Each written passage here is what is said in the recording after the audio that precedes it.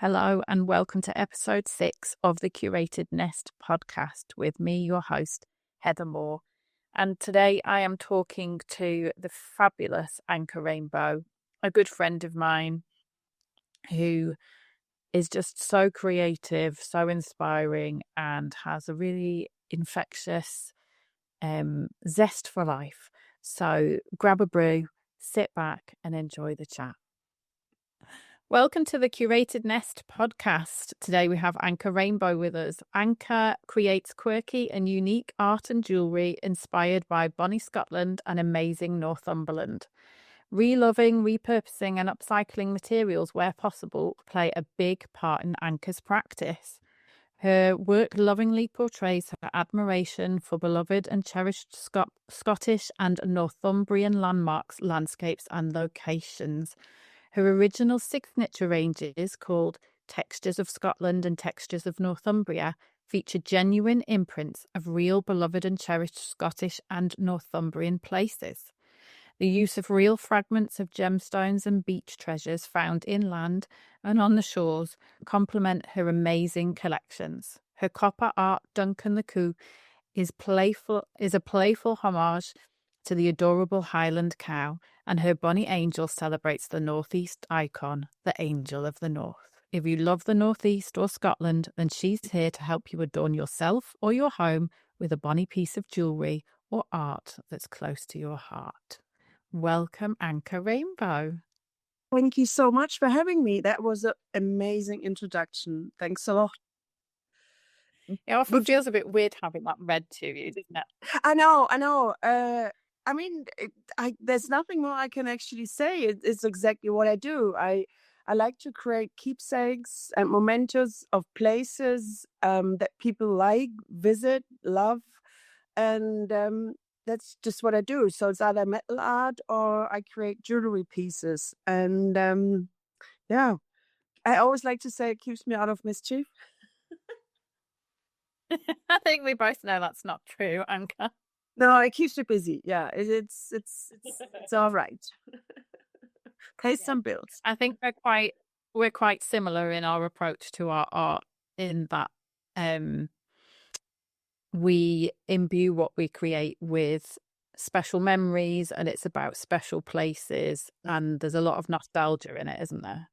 There is, absolutely. I think it's probably because I moved a few times during my lifetime. I was born in my birth country, then I moved to England to be with my husband. We lived in Spain for 10 years, and then we lived in England again, and now we're looking at relocating to Scotland next year. So and I always like to, so I know what it's like moving around or being in places that you like, that you have memories with. So creating something that people can connect with, where they have been, or not necessarily live, but stayed on a holiday or have some sort of connection to. It's just really nice to create that. And then people, when they get it, it's amazing how they then feel about these pieces. So I think having those connections to those places really helps you to relive the memories as well, doesn't it? It does, yeah. Yeah, it brings back those times of joy for you. Absolutely. I mean, for example, we might mention this later, but I have to think about the sycamore gap tree, for example, where I took textures of the bark of the tree actually before it was felled. I also make little metal art of the tree, of the silhouette, and then you get people who order from you, and they have the story of we scattered the ashes of my dad there, or my fiance proposed under the tree, and I mean it gives me goosebumps just talking about it, and it's quite cute, where you play a little part of. You create something that awakes their memory again, and that reminds them of situations. So it's actually quite nice, and the whole thing kind of probably just happened by accident. But if I think about it deep down, it's probably something that's within me, because I have been to a lot of places, or I have moved many times. So it's always nice to take something with you. And when we talk about maybe the paintings later, I can talk you through the story, what they actually mean in, like, through my lifetime, So it's it's what I do. Well, let's get stuck into it then. Yes. Let's jump straight in with, because we've already chatted a bit about you. Let's jump into what's your favourite thing about your home, whether it's your home right now or one of the homes that you've lived in over the course of your life. Well, and the current house, it's, it's my chaise longue. I actually have two chaise longue. See, I'm getting old, so when we go and sit down and have long talks or drink in the evening, listen to music, after a while I like to put my legs up. So I have a chaise longue in the kitchen. So our kitchen isn't small, so it's quite nice. It isn't posh, but it isn't small. So when everybody else is still sitting around the table, I say, right, I'm going to my chaise longue, which is next to basically the dining table, and I sit there, I drink my wine, and I have the same, well, a different one, but chaise lounge as well in the conservatory. And again, I can just sit very comfortably drinking, listen to music. So that's my favorite pieces of furniture, I would think. Chaise lounges. Yeah. Wow. Do you, if you've got two of them, do you use each one in a different way? So like, is one more for like quiet thinking and one's more Yeah. for social or? Yeah. So, but first of all, I would like to say, I mean, it sounds very posh, but they are both pre-loved, right? So, they didn't cost a lot of money because, yeah, they were used, but I don't have a problem with it, and it's so difficult to find pieces anywhere that when you want them, they're not in the shops. So marketplace it is. So the one in the kitchen is it's a bit of an office as well because it's kind of like surrounded with little bits that I sit down and kind of take notes and work a bit, unless it's an evening and I just sit down after dinner. But it's kind of like I can see the dining table, I can see the rest of the kitchen. It's kind of like you have an overview. So it's not the most kind of relaxing. It's half relaxing but half work. Whereas the one in the conservatory is totally surrounded by flowers. There's music, and it's just a calm place. Yeah, unless we drink the wine again. But yeah, so yeah, they have kind of two different. One is a bit more hectic, the one in the kitchen, and the one in the conservatory is definitely more to relax and wind down. Yeah, that's full chill out though. Yeah. And I would never give them up. So I don't need a couch. I don't need to sit next to somebody on a couch. I just have my chaise longue. Sounds blissful. What do you think turned your house into a home, or what for you has that power to turn what is essentially a shell that anyone can live in into your home? Well, it's As you actually said, you've moved quite a lot, so you've had to yeah. establish home. To be fair, it's weird, but it's not a lot of people have the pleasure to go to our home. We used to invite people when we were younger, but now that we're getting on a bit, we kind of like our quiet, and we so the people in it make the home, obviously us, but obviously I need comfy furniture, so I need a large bed. We're both tall.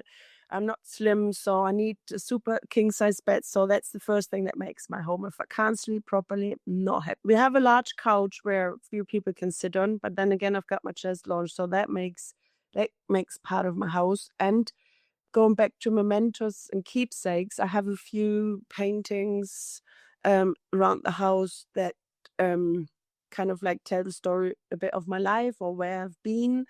And also, yeah, I like to, I'm probably a mini hoarder of things that are little mementos. I don't have little like things standing around, but I might have frames full of pictures from over the years, photos from friends and family, especially because a lot of them live abroad.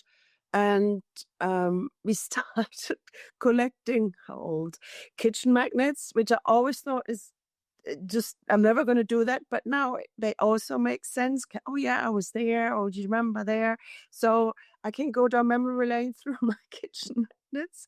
So little things make home, we actually quite simple in the way we live. I don't need anything posh or luxurious. Just a few comfy places around the house and a few keepsakes and mementos. That's probably it. Yeah. Yeah. Yeah. That sounds lovely. Simple. So I know you've mentioned that you have a few pieces of art and things around your home. Do you have a favorite piece or a few Yeah, favorite pieces? definitely.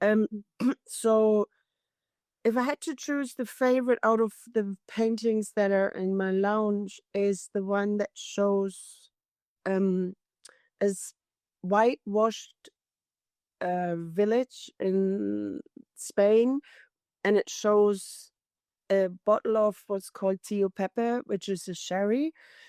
And we lived in Andalusia for 10 years. So and it's painted by an English guy who's also based down there in the south of Spain.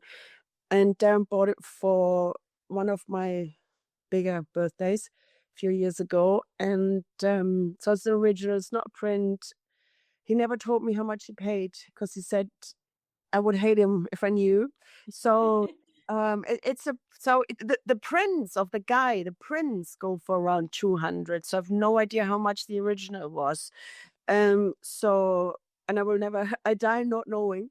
So I love that one because it reminds me of my time in Spain, and I like the way he painted it because I always think it's my little Dali or Dali, because it's not Dali, but there is a bit of surrealism in that picture. Yeah. And I love it how the bottle appears between the whitewashed houses and the streets. So that's probably one of my favorite, and because my husband must have paid quite a bit of money for it.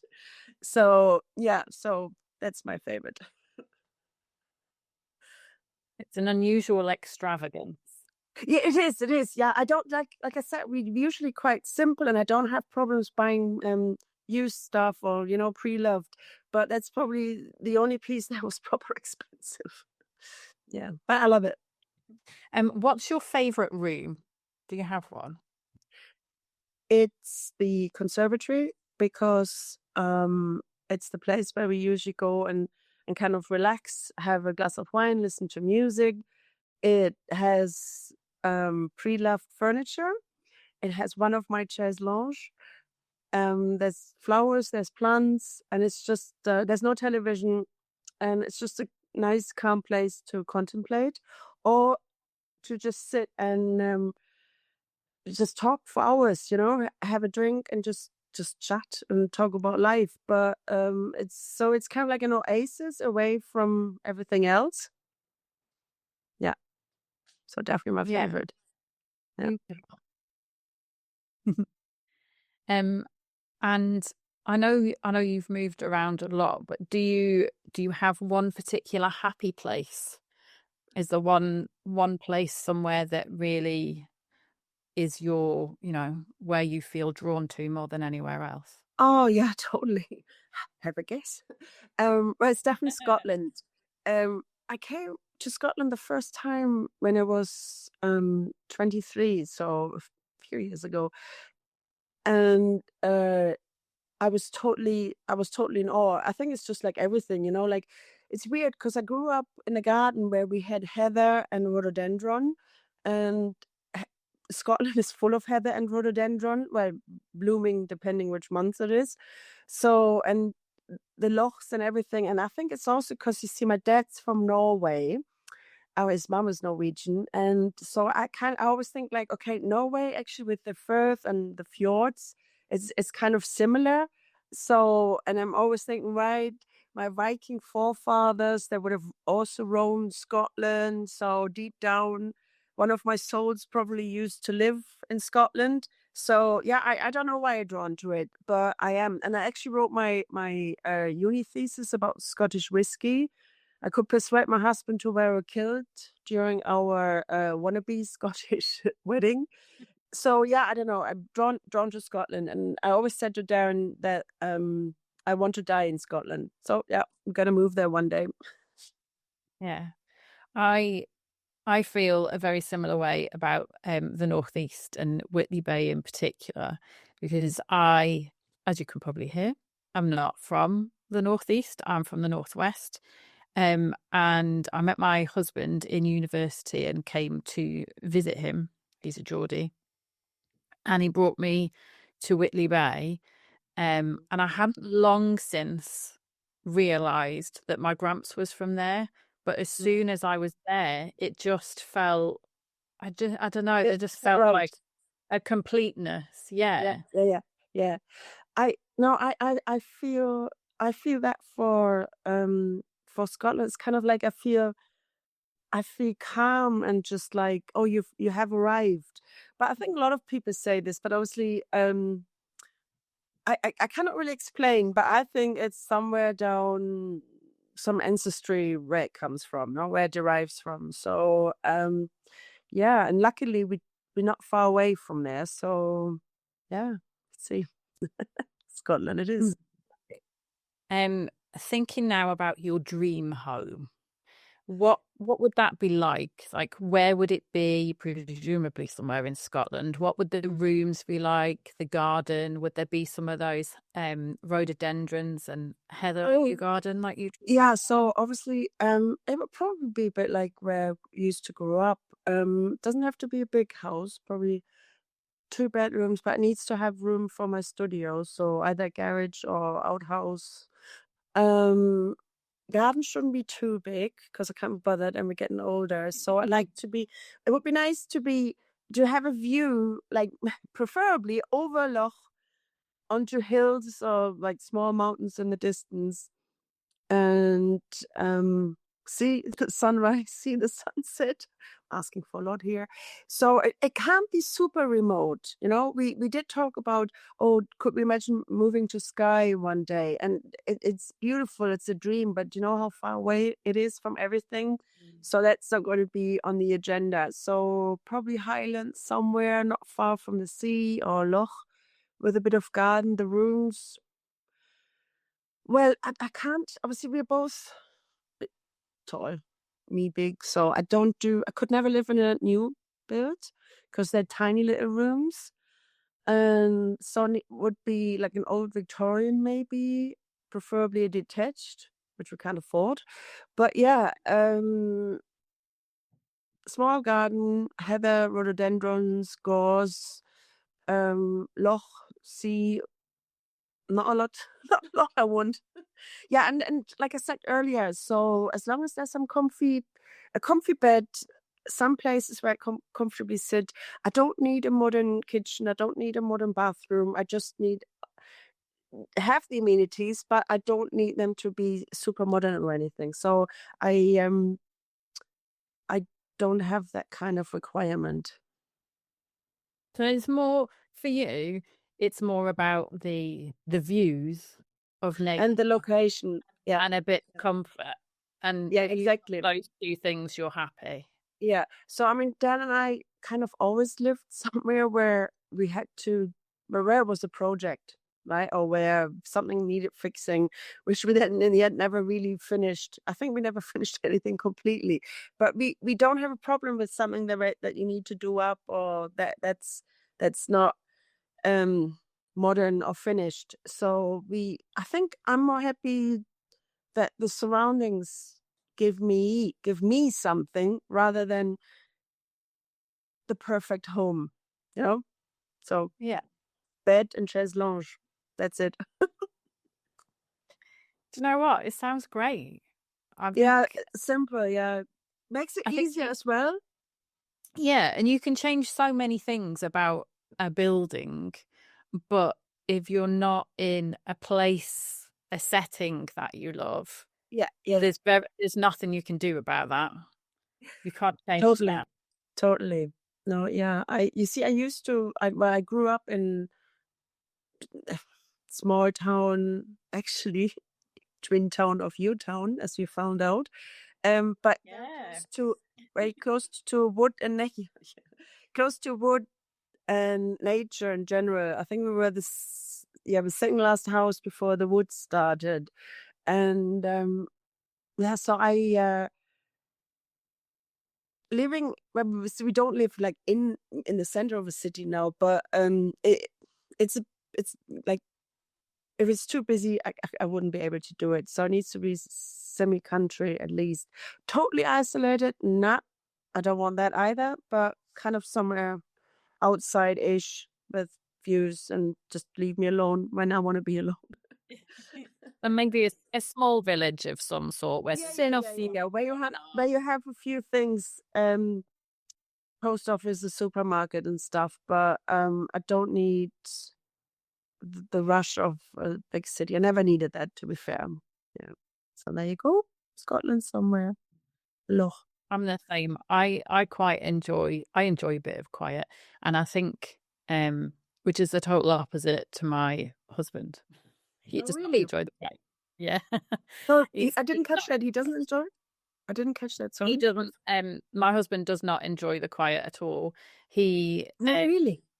He's a city boy. Always is. Like, I mean, he's, if we're going on holiday somewhere, great. But he could never live like in the middle of nowhere or in a small village. So I think actually where we live, we do have quite a nice balance, because we are very close to be able to get into the city, but we've got a lot of parks in our area of Newcastle. Yes. So if I need some quiet, I can just step out and go for a walk in those places. And it's amazing how healing being amongst the trees, or hopping on a bus and going to the beach and just dipping your toes, breathing in that fresh air. It completely flips a switch, and you get to... It calms you down. Yeah. Exactly. Yeah. But I feel the same when let's say I go to a market, and then I have to people all day and talk to people like that. But and then when I open the door and I get to my calm place, which is obviously the house, then it totally brings me down, and then I can sit for like 2 days and not talk to anyone. I'm happy about that, Okay, right. We're jumping into some quick fire questions now. Are you ready? Fire away. So I'm going to give you a question. You got a question. You got a choice of two things. So and just go with the instincts. Yeah. Okay. I'm not gonna say anything else. Okay. Right. So the first one is classic or modern? Classic. Maximalist or minimalist? Minimalist. Make sure. Mini. Okay. Minimalist. Yeah. Okay. Minimal. That one. I'm pretty sure we know the answer to this next one, because we have talked about it. But country or city? Country. All the way. Swimming pool or games room, if we're going a bit frivolous? Yeah, we swimming pool. I was lucky to have a pool when we lived in Spain, so swimming pool for the exercise. Yeah. Yeah. Fabulous. And the last one, chef or cleaner? Definitely the cleaner. You see, I'm a busy girl. I'm making things, and I make things dirty. So this to be the cleaner. Nobody has time for cleaning in my house. You're busy making things. Sorry. See, out of the 6 people I've interviewed so far, only one person said chef. Everybody else has said so cleaner. Weird. Yeah, no, I definitely cleaner. I'm the same. I would love a cleaner. I mean, given the choice, I'd have both, but Well, thank you so much for coming on and chatting to me. Thank you for having me. Thanks for asking all these wonderful questions, and I hope I see you soon. For anybody that wants to find out more about you, how can people find out more? Right. Okay. So I usually pop up on Instagram every day, every other day. So that would be Anke. That's ANKE. Then Rainbow Artist. You'll find me straight away. Or my website is also ankerainbow.com. And yeah, just give me a follow on Insta. Yeah. Fabulous. I will pop those links in the show notes so people can just go down and click and come and find you straight away. Yes, it's been absolutely fabulous having you on. Thank you for coming, and I can't wait to see what's next for Anke Rainbow. Well, you'll find out. See you, Heather. Thanks for having me. Cheers. Thank you so much for listening. And don't forget to head down to the show notes to check out how you can get in touch with either me or with Anke, and leave us a comment as well to let us know what you enjoyed about today's episode. Don't forget to follow for the next episode of the Curated Nest podcast.